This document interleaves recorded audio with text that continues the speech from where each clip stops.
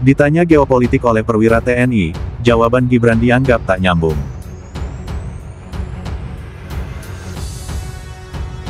Kalian harus lihat videonya Gibran yang ditanya langsung oleh perwira TNI lulusan S3 tentang geopolitik. Pertanyaannya apa, jawabnya apa. Memang betul-betul ya, nggak nyambung. Lagian menurut saya ngapain nanya sih? Kasian kan, kelihatan banget nggak siapnya ditanya. Nah, menurut kalian gimana guys? Coba deh tonton videonya ya. Ya, Wakil Presiden Gibran ini ditanya begitu kan ya, ketika memberikan pembekalan ya kepada peserta program pendidikan pimpinan nasional ya.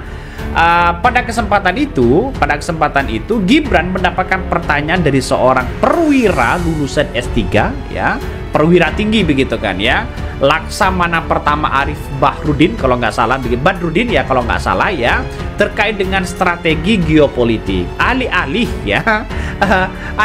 ya menjawab dengan lugas ya, justru putra Jokowi itu yakni Gibran ya dianggap tidak nyambung begitu kan ya. Mari silakan. Yang pertama, kami belajar tentang geopolitik di Lemhanas, Pak.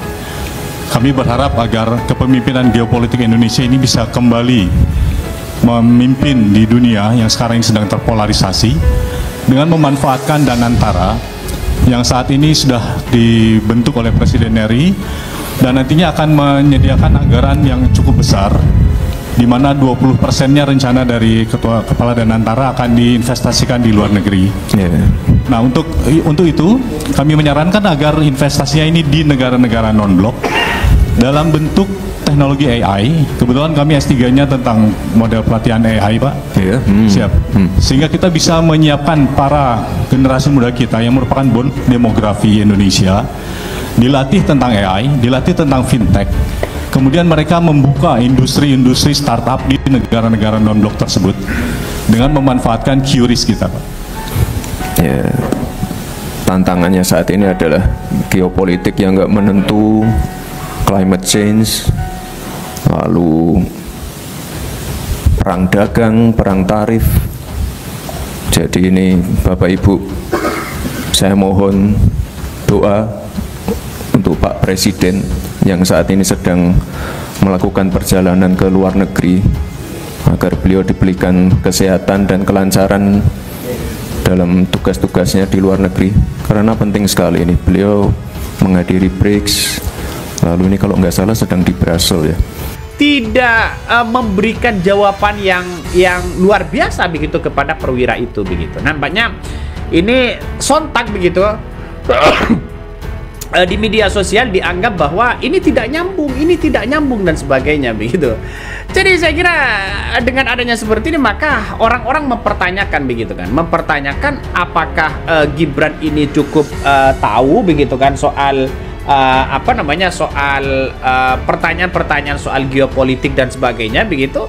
Dan saya kira inilah nampaknya soal Gibran ini agak kebingungan pada akhirnya begitu menjawab soal geopolitik yang ada begitu kan. Gibran itu adalah faktor yang menaikkan suaranya Pak Prabowo. Dan dia itu sudah menunjukkan achievement dia selama ini.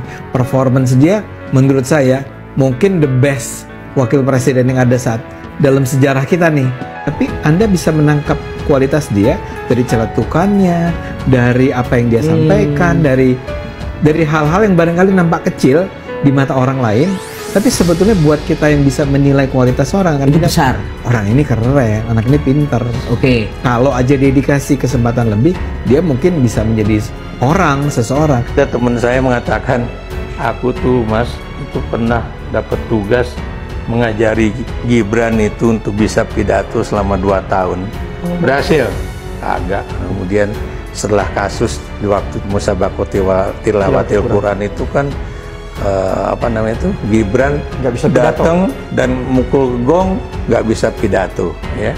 Padahal kan musabaqah tilawatil Quran itu kan sesuatu yang bersifat umum ya, dan setiap tahun dilaksanakan oleh kita umat Islam di Indonesia ya. Dan itu kan kalau Anda ya, untuk menjadi orang yang harus bicara di depan pembukaan musabaqah itu kan tinggal Kalau nggak bisa, tinggal buka aja YouTube ya, atau Google kan. Mbak Google ya? Mbak Google kan bisa dilihat kan, kemarin Presiden ngomong apa nih, atau ada yang nuansanya khusus nggak? Jadi as easy as that. Ya. Makanya kemudian saya jadi bertanya-tanya, jangan-jangan apa yang dikatakan oleh teman-teman ya, bahwa dia itu jangan-jangan tidak lulus SMA dan sebagainya, itu juga perlu dibuktikan ya. Kenapa? Kemudian ya saya beri contoh ya, dia kan waktu itu katanya ikut tes di Australia gitu kan, untuk mempersiapkan tes itu dia harus ikut satu bimbingan belajar lah begitu kan. Tapi kemudian dia memilih untuk kembali ke Singapura gitu kan. Dan kita juga nggak tahu apakah di Singapura itu dia masuk universitas atau bagaimana, karena ada yang orang yang bertanya, masa kemudian SMP-nya dia sampai 4 tahun gitu kan, maksudnya 2 tahun di Indonesia, 2 tahun di Singapura gitu. Itu menjadi satu tanya besar ya, dan buat saya hal semacam ini kan tidak bisa lagi ditutup-tutupi. Ditanya masalah soal geopolitik oleh perwira TNI, jawaban Gibran dianggap ya tidak nyambung. Banyak sekali komentar-komentar dari netizen ya, tidak nyambung dalam segi apa begitu. Ya dalam segi itu tadi begitu. Ditanya masalah geopolitik, ini penting begitu. Menurutku untuk berdiri di podium di hadapan para purnawira TNI saja, dia pasti begitu kan, doping dulu supaya punya nyali ya. Jangan dikasih pertanyaan mahal ya. Mahal sulit katanya begitu ya.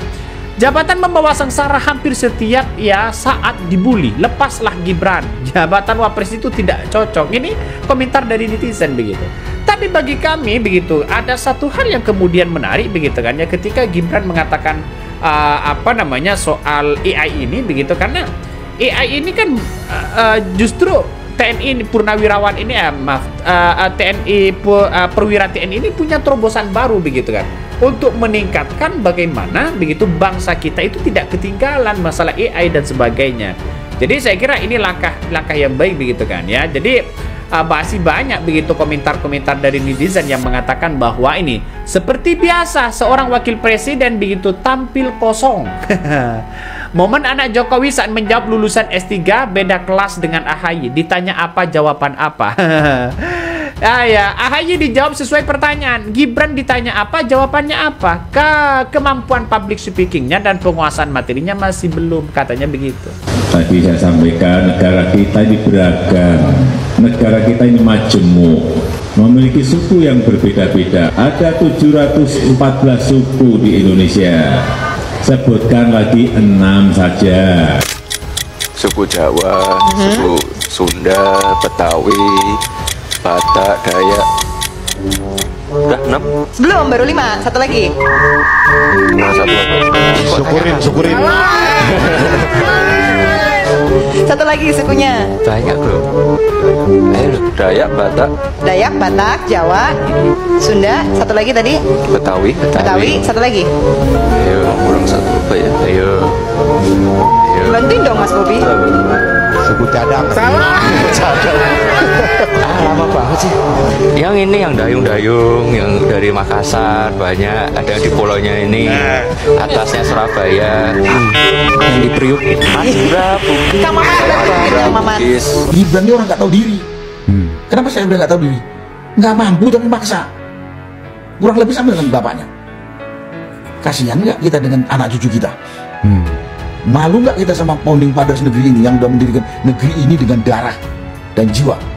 Kalau kemakin hancur, saya cuma itu aja, 2 hal sebetulnya yang mendasari saya. Malu sama bapak dan ya mungkin kakek saya yang mendirikan negeri ini, yang ikut andil mendirikan negeri ini dengan darah. Kalau kemudian sekarang ini hancur lebur, habis itu takut saya anak cucu saya ini kalau nanti negara ini hancur lebur. Nah kalau Gibran ini sebetulnya kalau ada yang mendiskusikan Gibran ini mampu, saya bilang saya nggak bisa kayak komentar lah.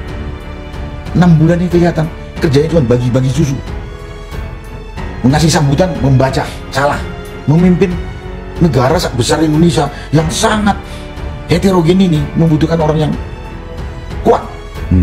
Kuat itu berarti bukan kuat visinya doang, ya, betul. Leadershipnya, ya, intelektualitasnya, apa ada itu dimiliki oleh Gibran. Nah itulah yang menakutkan buat kita, yang kita yang kebetulan diberi mungkin pengalaman atau mungkin ilmu bagaimana mengelola negara sak gede ini gitu kan, kita kan meragukan.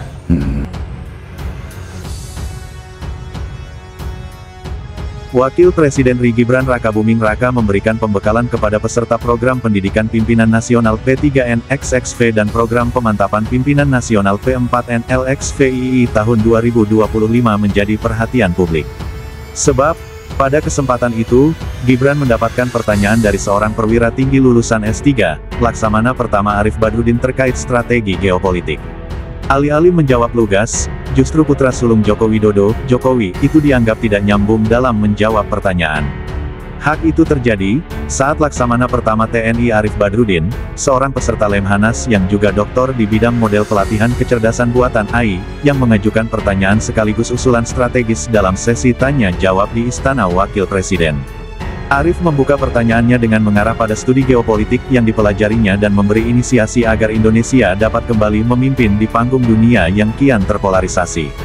Pertama, kami belajar tentang geopolitik di Lemhanas Pak. Kami berharap agar kepemimpinan geopolitik Indonesia ini bisa kembali memimpin di dunia yang sekarang ini terpolarisasi dengan memanfaatkan Danantara yang sekarang ini sudah dibentuk oleh Presiden RI dan nantinya akan menyiapkan anggaran cukup besar, kata Arif Badrudin dilansir dari akun @bakinupdate.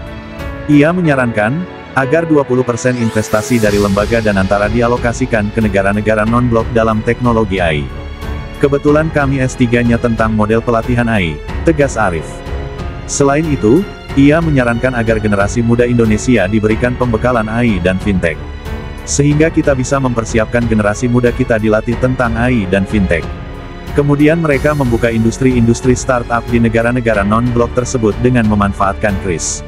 Arif pun mengklaim, keberhasilan model pelatihan AI yang telah diterapkan oleh timnya terbukti sudah melahirkan juara dengan menggapai tingkat nasional hingga dunia. Terkait hal itu, Gibran pun menjawab usulan itu dengan berfokus pada aspek administratif. Baik, sudah bertemu langsung CEO Danantara. Kapan ya Pak? Tolong dijadwalkan dalam bulan ini atau bulan depan, ujar Gibran Rakabuming yang meminta Arif Badrudin menyampaikan sarannya itu langsung kepada CEO Danantara. Gibran pun meminta pada Arif Badrudin untuk menyampaikan intinya saja kepada CEO Danantara nantinya. Nanti bisa disampaikan langsung ke CEO Danantara terkait itu tadi ya Pak, yang jelas intinya apa, ujar Gibran. Akan tetapi, Gibran terdengar tak menjawab dengan rinci terkait pertanyaan geopolitik. Ia mengakhiri pertanyaan itu, dengan permohonan doa untuk Presiden Prabowo Subianto yang sedang melakukan perjalanan ke luar negeri. Terkait geopolitik, ya memang tantangannya saat ini adalah geopolitik yang nggak menentu, climate change, lalu perang dagang dan perang tarif. Jadi ini Bapak Ibu, saya mohon doa untuk Presiden yang sekarang ini sedang melakukan perjalanan ke luar negeri agar beliau diberi kesehatan, jawabnya. Sontak, netizen pun menanggapi unggahan tersebut dengan nada skeptis pada Gibran sebagai kapabilitasnya menjadi Wakil Presiden. Pertanyaannya apa, dijawab apa? Sul-sul lanjut nyim **G, kata komentar aku, @cnc **. Kayak moderator nampung pertanyaan dan lempar ke yang lain untuk menjawab, kata @nurulis **.